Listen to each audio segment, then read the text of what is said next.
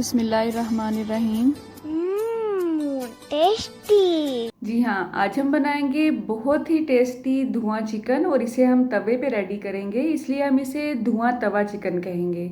इसे हम बहुत ही कम वक्त में और बहुत ही कम मसालों के साथ रेडी करेंगे। धुएं की वजह से इसका टेस्ट बिल्कुल बारबेक्यू चिकन जैसा है। तो अगर आप बारबेक्यू के शौकीन हैं तो ये रेसिपी आपके लिए परफेक्ट है। तो चलें अपना टाइम वेस्ट किए बगैर अपनी रेसिपी स्टार्ट करते हैं।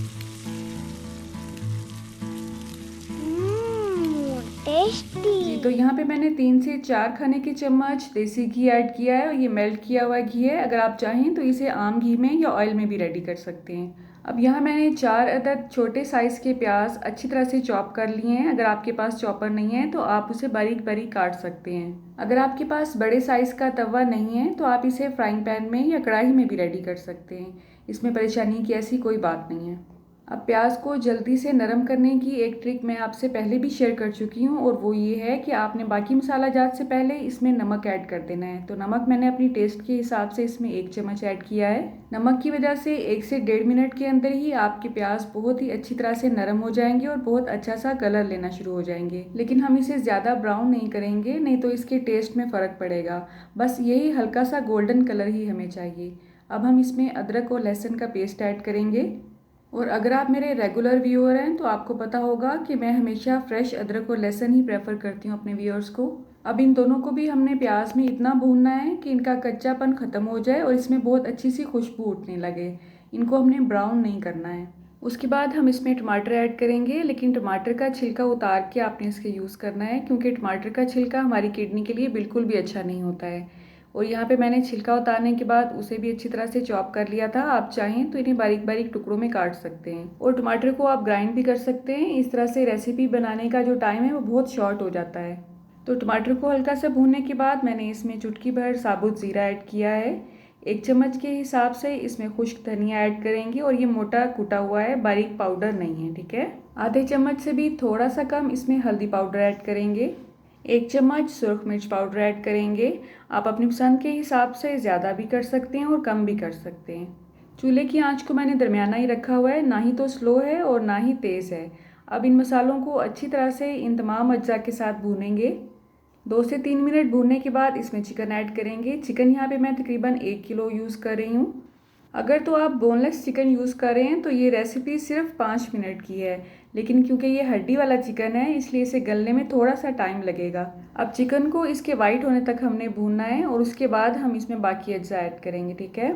इससे पहले भी मैं आपसे तवा चिकन की रेसिपी शेयर कर चुकी हूँ, वो आप लोगों ने बहुत पसंद की थी। उसमें हमने बोनलेस चिकन यूज़ किया था। उस वीडियो का लिंक आपको डिस्क्रिप्शन बॉक्स में मिल जाएगा इंशाल्लाह। अब चिकन क्योंकि हमारा हड्डी वाला है, इसे गलाने के लिए हमें इसमें पानी डालने की ज़रूरत पड़ेगी। अगर तो आप इसे तवे पे रेडी कर रहे हैं तो आपने इसमें थोड़ा थोड़ा सा पानी डालना है और इसे भूनते जाना है, क्योंकि तवे पे ज़्यादा पानी की गुंजाइश नहीं होती है। और अगर आप इसे बोनलेस रेडी कर रहे हैं तो आपको पानी डालने की ज़रूरत ही नहीं पड़ेगी इंशाल्लाह। यहाँ पे चिकन का साइज़ आपको थोड़ा सा बड़ा लग रहा होगा, इसलिए इसे गलने में थोड़ा सा टाइम लगेगा। तो 3 से 4 मरतबा इसमें पानी ऐड करेंगे और इसे कवर करके बनाएंगे। 5 से 7 मिनट ही लगे हैं और आप देख सकते हैं चिकन अल्हम्दुलिल्लाह हमारा बहुत अच्छे से गल चुका है और इसकी ग्रेवी भी बहुत अच्छी तरह से रेडी हो चुकी है। बस इसी पॉइंट पे हमने चूल्हे को बंद कर देना है। अब इसे स्मोक देने का टाइम है, तो स्मोक के लिए आपको कोयले की ज़रूरत पड़ेगी। तो दूसरे चूल्हे पे हमने कोयले को बहुत अच्छी तरह से दहका लिया है। अब चिकन जो हमारा रेडी है उसे हम किसी ऐसे बर्तन में शिफ्ट करेंगे जिसका ढक्कन अच्छी तरह से बंद होता हो और वो प्लास्टिक का ना हो। तो इसे मैंने फ्राइंग पैन में शिफ्ट कर दिया है, क्योंकि इस फ्राइंग पैन का ढक्कन शीशे का है और शीशे के ढक्कन की वजह से आप इसमें जो स्मोकी सीन है वो बहुत इंजॉय करेंगे इंशाल्लाह। तो इसमें मैंने अब स्टील की एक कटोरी रख दी है।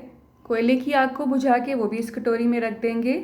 अब इसे मज़ीद स्मोकी करने के लिए इस पर थोड़ा सा ऑयल डालेंगे। इसका ढक्कन फ़ौरन बंद कर देंगे ताकि इसकी स्मोक ज़ाया ना होने पाए।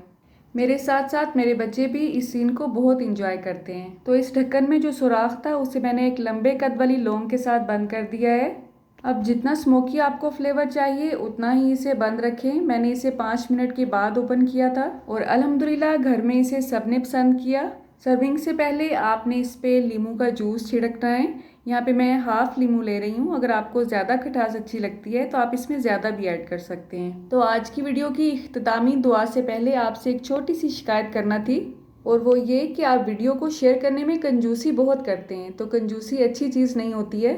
अगर आपको सच में मेरी रेसिपीज़ अच्छी लग रही हैं तो इसे दिल से अपने दोस्तों के साथ ज़रूर शेयर किया करें। अल्लाह आप सबका दस्तरखान सजाए रखे और हम सबको सेहत और ईमान का रिस्क अता फरमाए। अल्लाह हम सब के रिस्क में कसरत से ज़्यादा बरकत और आसानी अता फरमाए। रुके रुके सुने, जाने से पहले वीडियो को लाइक कर दें, अच्छी लगी तो शेयर कर दें और सब्सक्राइब करने के बाद बेल का आइकन भी ज़रूर प्रेस करें। जज़ाकल्लाह। मेरी नेक्स्ट वीडियो तक अल्लाह हाफिज़।